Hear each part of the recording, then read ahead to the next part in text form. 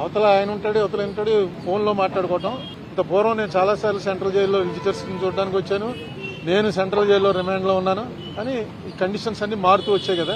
ఇప్పుడున్న దాంట్లో పెద్ద ఎక్కువగా మాట్లాడుకోవడానికి అవకాశం లేదు. ఫోన్లోనే అటే ఫోన్లో ఆయన మాట్లాడుతున్నాడు, ఇటే ఫోన్లో మనం మాట్లాడాలి. ఆయన ఏమీ కంప్లైంట్, నాతో అయితే ఏం కంప్లైంట్ చెప్పలేదు. బాగానే ఉన్నాడు, ఆరోగ్యంగా ఉన్నాడు, నవ్వుతూ హ్యాపీగా ఉన్నాడు ప్రతిదీ. ఎందుకంటే అతను కూడా లాయర్ కదా, అతనికి తెలుసు ఈ కేసులో పస ఎంత ఉందో.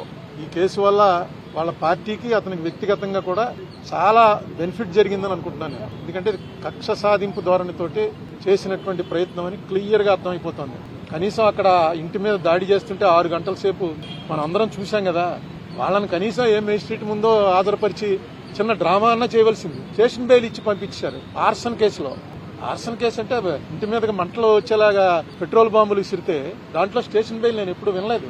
అలాగే తిట్టాడన్న కేసులో తీసుకొచ్చి అప్పుడే 2 వారాలు అయిపోయినట్టుంది. తీసుకొచ్చి సెంట్రల్ జైల్లో పెట్టడం ఇది టూ మచ్ అనమాట. ఫస్ట్ ఆఫ్ ఇట్స్ కైండ్ అనుకుంటున్నాను.